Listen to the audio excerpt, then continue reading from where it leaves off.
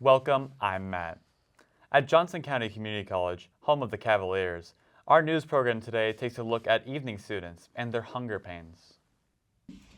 Johnson County Community College has some fantastic amenities for student and staff, but once the sun sets and daytime classes wrap up, the cafes and food courts shut their doors.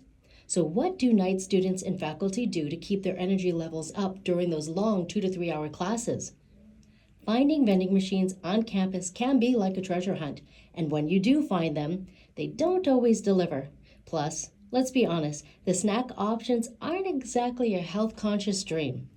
That leaves students with two choices: bring their own snacks or power through on an empty stomach. This whole school is kind of a maze, and you turn around corners and you can't find vending machines, and half the time they don't even work, or you put in the wrong number, so sometimes I'm just out of luck and I can't have any food.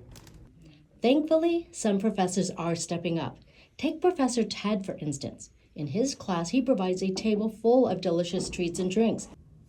When we socialize, we go to wherever, that pizza parlor. And the simple act of providing food and beverage, refreshment, breaks down the barrier of this is a classroom and the didactic relationship of teacher to pupil. It makes it more of a communal experience. It's a game changer. How incredibly thoughtful.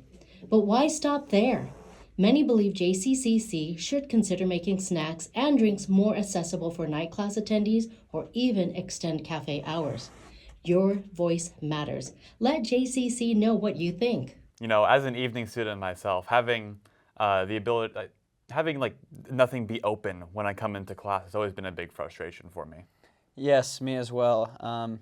Just a couple vending machines and they're never anything good. I wish I had some real options to eat maybe right before or right after class. It would be great. Anything that I have to eat, I have to either go somewhere else before class or just get some garbage out of the vending machine. Not a very fun time. Yeah, not good. They're making a lot of sense in that video. Good video. Our next student-produced video takes a deep dive into the art of customer service. Should we or should they? They shouldn't. That was a really well put together video. Yeah, I mean, the people in that video are making a lot of good points. I would love if I could have some options to eat around here, especially with this class. Coming in this late at night and not having the ability to eat anything it's kind of rough to sit there for 3 hours and just be hungry the whole time. Yeah, completely agree. Our next student's produced video takes a deep dive into the art of customer service. Should we or should they? We should. You know, I think we could actually have students in the evenings partake in like a Hunger Games type fashion to fight over the last bit of food that we have on campus that late at night. You know, that would be a very intense way to do it. I just wish personally that, you know, they would have at least something open for us to buy, or maybe take a little bit of the money that they have from taxes and everything and actually buy us maybe a couple fruits, maybe some salty snacks, maybe some veggies. Hey, it would be nice for, to maybe feed the students a little bit, but I still think my idea would be more entertaining for the general public. Our next student-produced video takes a deep dive into the art of customer service. Should we or should they? In today's society, almost everybody has worked some form of job involving customer service, and those who have know the importance of helping a customer with their needs. Customer service can make or break a company. 3 out of 4 customers say a bad interaction with the business could ruin their day. Self-checkouts were introduced into Atlanta Kroger stores in the year 1986, but stores didn't start using them until the early 2000s. According to the Journal of Applied Psychology, thefts occur 4 times as often at self-checkout kiosks. Businesses that show consumers they care by showing excellent customer service have an increase in sale and leaving the customer wanting to come back. Now, why is customer assistance so important? Why don't we ask some actual customers?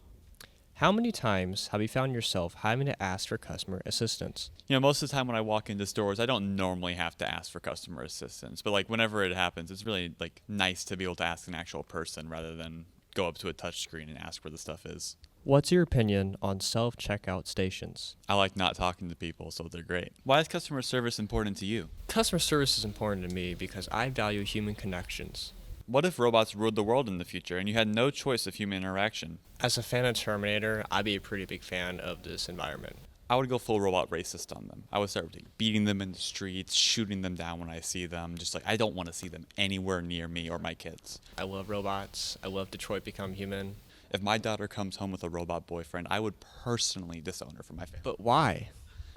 Because they're not one of us, humans. They're one of them RAM eating, just fucking GPU sucking, CPU hugging. What do you think about the immigration status in America? As long as they're human, I don't care. What's your definition of a human? Red-blooded, human. I think it's pretty obvious what a human looks like, Is it? Yeah, I think so. That handsome man with the long curly hair and glasses makes a great point. It was very aggressive, you could say. It was well-meaning. He sounded like he had his heart behind his voice when he was talking about that, Well, there's certainly no doubt about that. So to wrap up our segments, maybe robots should pass out our snacks to our evening students.